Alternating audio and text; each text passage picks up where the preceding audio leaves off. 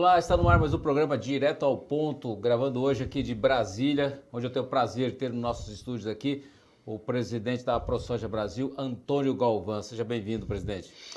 Obrigado, Glauber, mais uma vez participando aqui no Direto ao Ponto e, logicamente, aí levar as informações necessárias, especialmente ao produtor rural e, logicamente, à sociedade de um modo geral. Presidente, eu vou direto ao ponto com você. Como é que você vê essa questão do fornecimento de alimentos, no caso no Brasil, né, em particular, o Brasil que é tão importante, você vê algum risco para a produção agrícola brasileira? Olha, Glauber, com certeza, hoje a segurança alimentar nossa propriamente dita, eu vejo hoje com grande risco e está ameaçada sim. O aumento populacional, ele é crescente, sabemos aí que já existe uma previsão para 2050 termos aí 10 bilhões de habitantes, hoje já falamos em 7,5. A nossa produção mundial ela não cresce, praticamente temos aí uma década estagnada em torno aí de 3 bilhões e 100 milhões de toneladas de grão, e isso já não é mais suficiente para aumentar, para você garantir essa segurança alimentar. Sabemos hoje que praticamente de grão, se parasse hoje, não colhesse mais nenhum grão, nós não temos grão para tratar a nossa população, enfim, da proteína vegetal, da questão hoje do próprio milho, da nossa energia para fazer a proteína animal, para tratar isso tudo 30 dias. Então, a segurança alimentar hoje, ela é preocupante. São vários os quesitos que nós podemos dizer aí dentro que vem atrapalhando. O próprio fertilizante, essa ameaça aí de nós termos que plantar com menos fertilizante ou até nada, porque no preço atual que está o fertilizante, é melhor o produtor plantar sem nada, usa totalmente a poupança que tem no solo, colhe um pouco menos, que vai inviabilizar a produção, ou usar no máximo 50% se caso o fertilizante não chegar num patamar aceitável, aquele que o produtor sempre conseguiu pagar. Agora, presidente, a gente sabe que, por exemplo, tem notícias, o próprio presidente Bolsonaro mesmo anunciou aí 20 navios vindo da Rússia, ou seja, os portos estão cheios de fertilizante, está vindo mais navio, agora está se reclamando que não tem onde colocar fertilizante dentro do Brasil e o preço mais do que dobrou. Então, o que justifica tudo isso?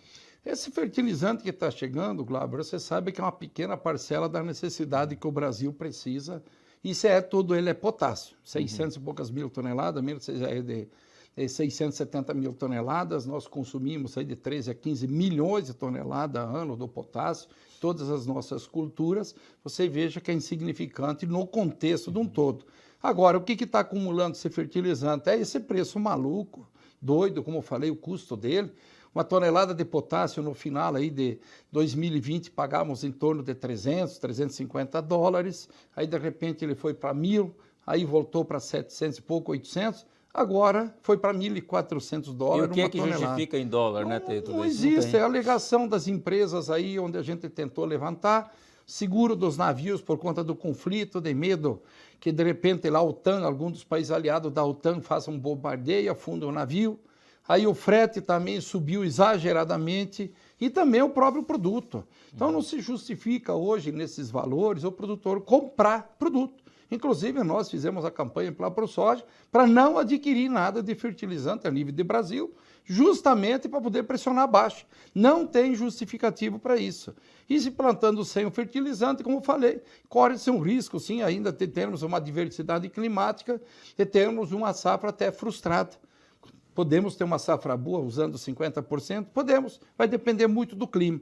E como o clima está com muita estabilidade, principalmente nessa safra agora passada, a região sul perdeu-se demais, em torno de 40 milhões de toneladas de soja entre aqui o sul do Brasil, aqui parte do Mato Grosso do Sul, entre o Paraguai e a Argentina, você vê que são aí 12 a 15% da produção mundial que foi perdida só nesses dois países, juntamente com o sul do Brasil. Então isso preocupa a gente, eu vejo com muita preocupação. Agora acreditamos que esse fertilizante vai baixar sim, não tem aonde estocar, não tem onde colocar, e o produtor com certeza não está comprando nesses valores. E o custo de produção, assim, fora o fertilizante, o custo de produção no geral, no momento ele está cobrindo, está dando rentabilidade ainda ou passa a ser negativo? Glauber, hoje, se apurar as contas, o arrendatário esse totalmente está fora. Quem é dono de terra, banca seu negócio, dá para se dizer que sobrevive. Mas quantos é que banca o seu negócio e planta 100% de área própria? O percentual é muito baixo a nível de Brasil. Quem depende de financiamento e arrendo está fora. E sabemos hoje que o volume hoje de áreas arrendadas já é muito alto. A exemplo aqui da Argentina, nos próprios Estados Unidos, 2/3 das áreas são arrendadas. E o Brasil está caminhando para essa situação também. Por quê? Porque o cara fica um pequeno produtor, um médio produtor, tem escassez de recurso, não consegue ter terra própria para plantar, ele vai saindo fora e os grandes grupos ou grupos maiores agregando, vai tomando conta. Por quê? Porque como eles compram em volumes maiores, eles conseguem comprar os insumos mais baratos, conseguem comprar as máquinas mais baratas, automaticamente vai suprindo essas vácuos que vai sobrando do pequeno e do médio produtor. E isso deixa a gente bastante preocupado também, porque essas pessoas vão aonde? Vão para a cidade também.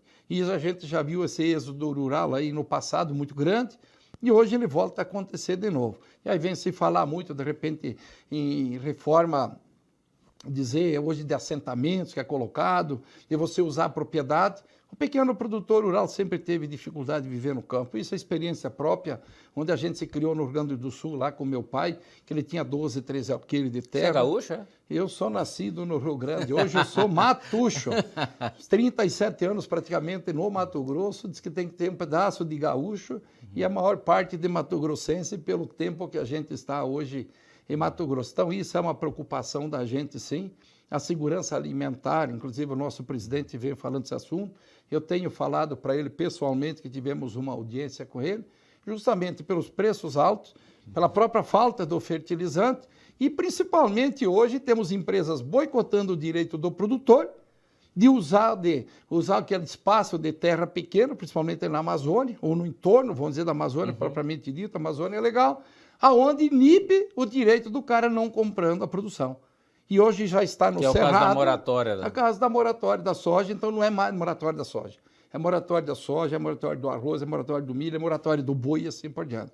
Agora, presidente, com relação, a gente viu que existe uma tensão muito grande com relação ao fornecimento de insumos. Como é que no final se deu essa questão de insumo? Como é que você está vendo também? Porque uma das grandes reclamações que tem é o glifosato mesmo também, que era 14, 15 reais, hoje é 120 reais um litro de glifosato. Como é que pode isso? Isso nós estamos falando de fertilizante. Quando nós formos para os defensivos agrícolas, especialmente nos herbicidas, é outro pesadelo. É glifosato, é diquato, é atrazina. Atrazina que se usa no milho para fazer o controle da folha larga, é o diquato que você usa para fazer o preparo da colheita. E esse não tem como fugir, né, presidente? Não tem como fugir. E o glifosato, que é dos fatores principais, aonde a gente faz o plantio direto, que você usa aquela palhada, que você forma a matéria orgânica, sem revolver o solo, não tem como ficar sem. E esses produtos também, além de ter faltado, a gente desconfia até que foi proposital isso, mas tem uma desculpa da pandemia, que parou muito a indústria de produzir as matérias-primas necessárias para você poder produzir, enfim. Mas a preocupação está colocada de novo para essa próxima safra. As empresas, como o ano passado fizeram, garantiu que não ia faltar, e aí teve problema, atrasou muito as entregas, porque você entregar depois que passou o período, o teu ciclo de plantio ou o teu ciclo de colheita não resolve também.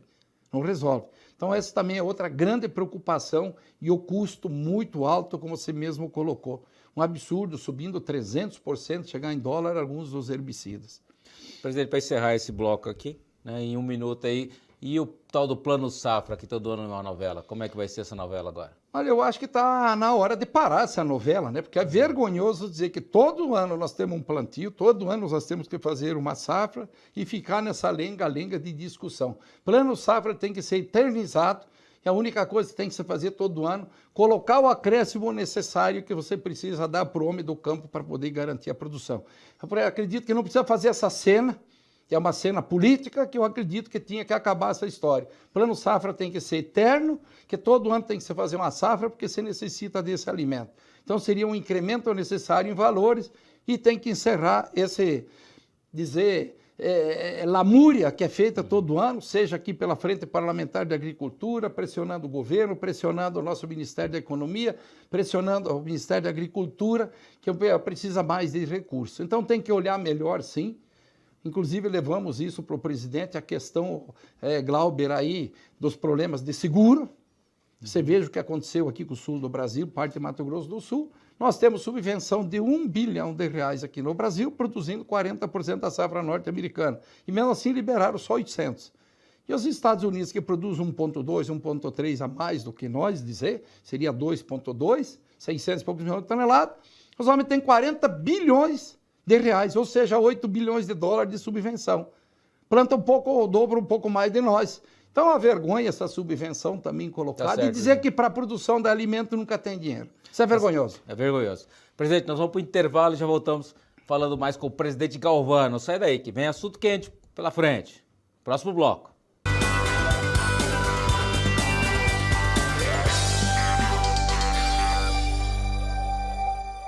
De volta direto ao ponto, falando com o presidente Galvão, que é o presidente da ProSoja Brasil.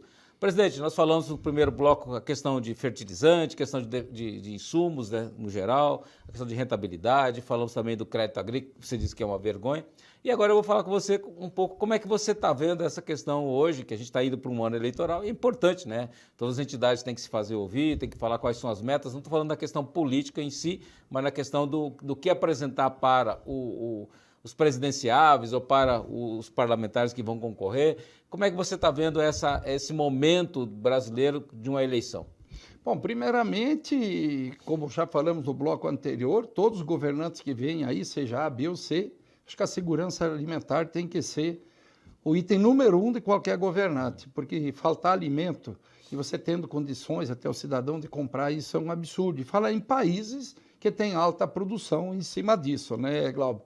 Penso eu. E continuar esse combate aí, seja qual for o governante, continuar esse combate, como o nosso atual presidente Jair Messias Bolsonaro vem fazendo, principalmente sobre a corrupção que corrói qualquer coisa dentro do país. Porque não sobra dinheiro daí para fazer infraestrutura, essa corrupção que existia no governo federal. Hoje, graças a Deus, ao menos em 3 anos, praticamente 4 meses aí de governo, pouco mais, não temos nenhum fato até hoje que tenha trazido desse governo por corrupção. Então, penso eu que o seu combate à corrupção. E também, logicamente, esse problema grave que existe aí entre os poderes. O nosso Supremo Tribunal Federal parece que querendo ser executivo já e gerir o Brasil. Sabendo que quem faz esse trabalho, o trabalho do Legislativo, que a gente tem que tecer uma crítica, assim, ao nosso Congresso Nacional, podiam ter superado essa crise se eles tivessem usado o poder que eles têm, tanto nossa Câmara Federal e principalmente o Senado. Então a gente vê com bastante preocupação esse cenário político brasileiro. Temos uma eleição acontecendo agora, no dia 2 de outubro. Tenho deixado meu nome à disposição como um pré-candidato ao Senado por Mato Grosso, que justamente vendo essa falta de atitude que o Congresso Nacional, principalmente o Senado, poderia já ter feito e resolvido esse assunto. Você acha, então, você colocou seu nome à disposição, né, para disputar a eleição. Você acha que, por exemplo, o setor produtivo ele precisa se envolver mais, precisa ter mais representatividade, apesar de ser, como disse, economicamente tão forte, mas tem pouca representatividade, precisa ser mais forte? Eu acredito que a sociedade toda tem que olhar para a política partidária um pouco diferente. Porque os omissos é que acaba pecando e entra, às vezes, governantes que não presta, não vai. Porque acha que você ir votar está perdendo tempo. Vocês vejam o que aconteceu na Argentina, por omissão principalmente a classe média, não indo votar. Aconteceu no Chile agora também. Os regimes, queira ou não queira, vão mudar. E se alguém aqui achar que tem regime melhor que o democrático, que me fale, porque eu não vi e não conheço nenhum. Então, a grande preocupação que a sociedade, do modo, tem que se envolver, o produtor rural, o comerciante, o industrial, e tem que analisar melhor os próprios candidatos que aí estão, a exemplo de muitos que estão e você percebe que nada fizeram. Olha a aberração que foi feita até com a questão do Daniel Silveira. Acho que aquilo foi uma afronta à própria Constituição nossa, seu artigo 53, onde 363 parlamentares votaram pela prisão dele, sabendo que a lei, a Constituição, o artigo dá todo o direito dele falar o que ele bem entender. Está lá muito claro. Querer impunir um colega e não respeitando a lei. Então começa pelo próprio congressista que fizeram a lei. Quem fez a Constituição de 88? Foram os que estavam lá como congressistas. E o nosso Senado também, muito omisso. Realmente omisso, a grande maioria, não 100% dos parlamentares hoje que estão no Senado, mas a grande maioria omisso que também, do jeito que aprovaram nomes que estão lá dentro hoje, principalmente no nosso Supremo Tribunal Federal, que endossaram a informação, a indicação do presidente, também têm o direito de tirá-los de lá e não têm coragem de fazer isso. Por isso, Glauber, eu sou a favor, inclusive, e essa PEC já está andando no Congresso Nacional, que se mude o sistema. Não pode a pessoa que vai ser julgado pela mesma pessoa que ele indicar ser o indicador. O caso do presidente da República indicar o nome de quem seria esse ministro em qualquer uma das áreas, tem o STJ, tem a AGU, que é indicado, e o Senado dá a passada de caneta, aprova ou não aprova, continuar dessa forma. Acredito que deve achar uma forma melhor, que eu penso que é por concurso, inclusive não pode ser ad eterno praticamente. Antes era 70 anos, inventaram a PEC da bengala, passaram para 75 e tem aí uma conversa, um burburinho de querer passar para 80 anos da pessoa ficar lá dentro. Então, acredito que a PEC hoje já fala em 10 anos e achar uma forma diferente de ser indicado as pessoas que vão ser lá, dizer, a última instância do julgamento da nossa justiça. E não pode ter, não, mais que 10 anos. O que você diz é o seguinte, eu sou seu amigo, vou indicar você porque eu sei que você vai me defender depois. Isso já sabe que eu já estou fazendo cacaca aqui, vou colocar o fulano lá para amanhã ele me defender lá, para não me julgar, dizer, me condenar. Que está mais que explícito, está mais aí que colocado os exemplos que está aí colocado. E agora, usando a prerrogativa do presidente, constitucionalmente, estão todos aí em polvorosa, aonde ele fez a graça, o dito indulto, tirando uma pessoa que foi condenada injustamente. Sendo que a própria vítima, que se sente vítima do processo, fez todo o processo sozinho. A vítima fez a denúncia, ele fez a investigação, fez a acusação e sentenciou. Então isso é um absurdo, isso não tem escrito em lugar nenhum da nossa lei, não está escrito na nossa Constituição. Então acredito que qualquer cidadão que desrespeita a nossa Constituição, não interessa o cargo onde ele está. Pode ser lá o ladrão de galinha, pode ser o ladrão aqui do Congresso Nacional, pode ser aquele que cometer qualquer coisa errada em qualquer segmento, ele tem que ser punido exemplarmente. Principalmente quem tem a obrigação de fazer a segurança das pessoas, seja policiais, como quem tem o direito de julgar as outras pessoas, tem que ser punido exemplarmente. Agora, você vê essas próximas eleições como eleições fáceis? Não tem nada fácil, de certo modo. Agora, a gente principalmente no caso de presidente, né? Eu vejo hoje que se não tiver problema de urna, que todo mundo está suspeito disso, todo mundo sabe que teve fraude, tem fraude, a urna eletrônica é fraudável, que venha a ser roubada uma eleição, que a norte-americana foi literalmente roubada e que possa vir a acontecer a mesma coisa aqui no Brasil.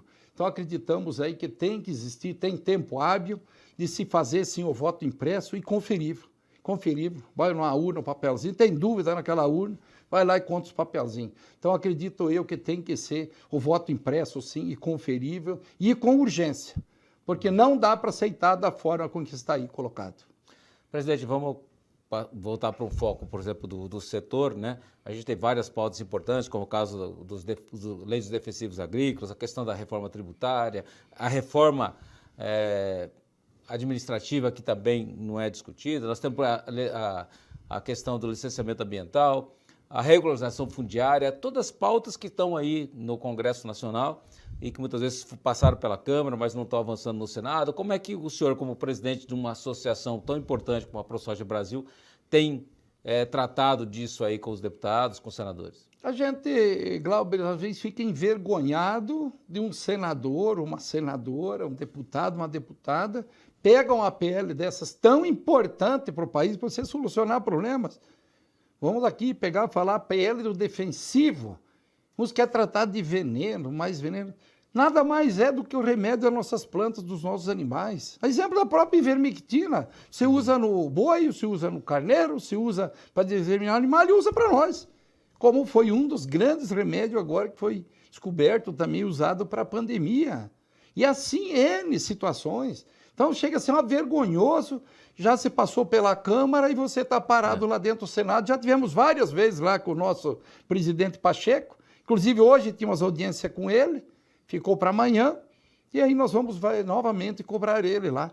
A própria questão do licenciamento ambiental, nós não estamos pedindo para fazer nada errado, só estamos pedindo que tenha que ter agilidade, tanto no PL dos defensivos como do licenciamento. Como que você entrega e pede para alguém te licenciar uma obra, Você não sabe se vai levar 1 ano, 2 anos ou 10 anos. Assim, a aprovação de um defensivo. Fica na vontade lá do funcionário que é responsável por isso e acabou. Então não existe. A própria questão fundiária nossa, se quer saber se houve um ilícito, você tem que dar um documento e dizer que o cara é dono.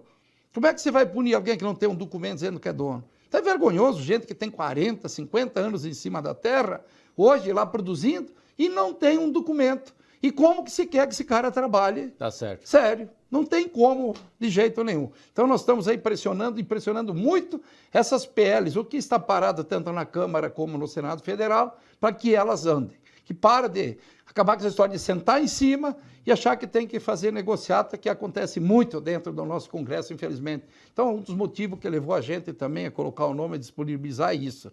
E o apelo, principalmente, do próprio presidente da República, para se trocar e se renovar esse Congresso. E eu me sinto muito preparado para isso, Glauber.